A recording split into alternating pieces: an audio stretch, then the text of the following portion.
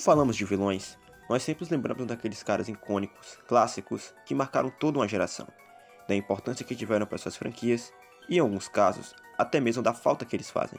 Entretanto, algumas pessoas acabam romantizando demais esses personagens. Não tô falando que é errado gostar deles, sabe? Afinal, eles são apenas personagens e não existe apenas uma camada que faz alguém gostar deles. Existe o carisma, o design e até a maneira como eles são escritos. Cara, um dos personagens favoritos é o Hans Landa, que dispensa apresentações quando o assunto é crueldade.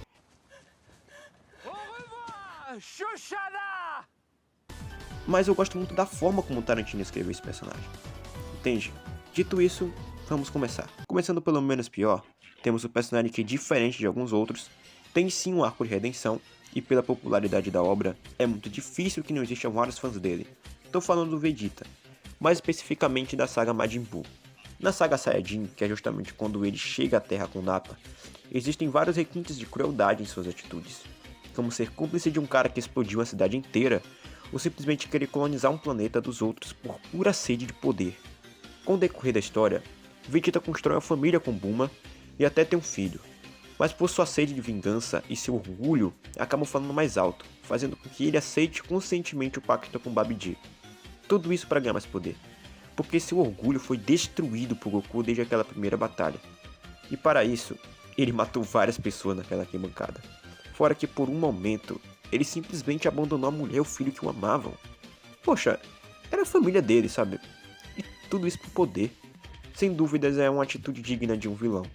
E até faz sentido, porque ele começou como um. Só que aquela cena com Trunks e seu sacrifício conseguiram redimir boa parte das atitudes do passado, eu admito. Dito isso, ele é um personagem bastante romantizado. Afinal, se ele tivesse vencido Goku naquela época, ou se o controle de Babidi funcionasse da mesma forma como o de Baby em Dragon Ball GT, provavelmente o destino da Terra estaria em jogo por culpa dele.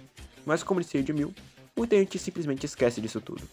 Eu não. Se existem personagens que começam como vilões e se tornam heróis, também existe o completo oposto. Tô falando de Sephiroth, o vilão mais conhecido e reverenciado de Final Fantasy. Ele talvez não seja o mais cruel dessa lista, mas ainda seja extremamente romantizado.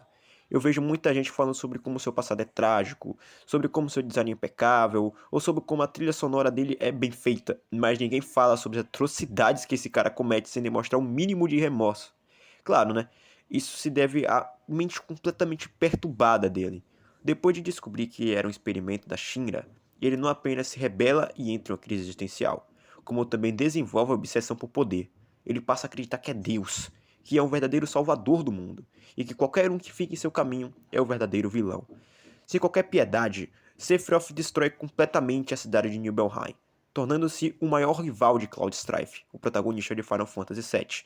Basicamente, ele destruiria o mundo inteiro para provar um ponto. Alguns personagens precisam de motivos, de traumas, onde o passado é difícil. Mas existem aqueles que simplesmente vivem pelo caos. E para mim, o melhor exemplo disso, e contemporâneo também, é Kenjaku, de Jujutsu Kaisen. Tem muita gente bonita dele por aí, sabe? Muita gente falando como ele é inteligente, como ele é subestimado, e por isso que ele, inclusive eu, tá? Pra mim ele é top 3 da obra. Ou sobre quanto a sua luta contra o Takaba foi incrível. Mas será que essas pessoas realmente leram o mangá? Ou sequer assistiram o anime? Porque Kenjaku é facilmente um dos vilões mais cruéis dos animes modernos. Só pegando alguns feitos citados na obra, ele forçou uma mulher a gerar filhos com uma maldição inúmeras vezes apenas para dar continuidade ao seu plano.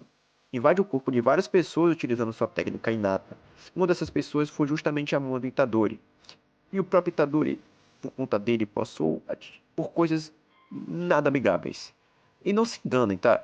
Praticamente tudo que acontece em Jujutsu Kaisen é uma consequência direta das ações de Kenjaku. Os dedos de Sukuna espalhados pelo mundo, foi ele. A prisão de Gojo, orquestrada por ele. O massacre de Shibuya, plano dele. O colapso inteiro de um país, também é culpa dele. Milhares de inocentes morreram durante o jogo da Bate. E tudo isso foi obra de Kenjaku. Eles são personagens tão carismáticos que a gente simplesmente esquece de tudo o que eles fizeram. E para mim o exemplo máximo disso é o Virgil. Memes, edits, vídeos, todo mundo fala como o Virgil é incrível, sobre o quanto ele farma aura, ou quanto sua escrita é refinada. Mas até o seu lado humano é egoísta a ponto de simplesmente ignorar várias pessoas morrendo ao seu redor. E isso fica bem explícito em Visions of V. E em Devil May Cry 3, nunca foi confirmado quantas pessoas morreram quando o Tema Negro surgiu. mas considerando o tamanho daquela torre, eu imagino que não tenham sido poucas. Já como Urizen, ele matou inúmeras pessoas utilizando a Qliphoth, que literalmente se alimentava de sangue humano. Mesmo que no final, Virgil permaneça no inferno ao lado de Dante pedindo que os demônios retornem ao mundo humano, é inegável que em escala, ele matou muito mais gente do que vários vilões dessa lista. E mesmo assim, ninguém lembra disso. Agora chegamos num nível onde o vilão é tão amado que faz falta pra franquia. As pessoas o vangloriam, o romantizam, lembram de tudo que ele tem de bom. Mas esquecem que esse cara te mataria sem pensar duas vezes. Eu tô falando de Albert Wesker, sem dúvidas o segundo personagem mais sanguinário dessa lista. E Wesker nunca foi uma boa pessoa. Ele sempre foi um predador esperando o momento certo para atacar sua presa. Só que nesse caso a presa era a própria humanidade. Em Resident Evil 1, ele trai todo o seu esquadrão apenas para conseguir mais poder. É um manipulador brilhante, usa as pessoas como ferramentas e depois simplesmente as descarta. Em Resident Evil 4 Remake, ele ainda percebe isso no último momento e entrega para ele uma amostra comum dessas plagas. Mas isso já não fazia mais diferença. Ele já havia conseguido o âmbar. Então chegamos a Resident Evil 5. Seu plano definitivo, sua magnum opus, a saturação global. Em apenas um dia, 90% de toda a humanidade seria extinta. Bom pessoal, chegando no final do vídeo, eu queria pedir o like e a inscrição de vocês se possível, porque fazer vídeo dá muito trabalho e é frustrante passar horas produzindo algo e no final simplesmente não alcançar ninguém. Então se vocês curtirem esse formato, deixa o like e comenta aí se vocês quiserem mais um vídeo, porque esse vídeo provavelmente poderá ter uma parte 2. Aqui é o Xió e fui.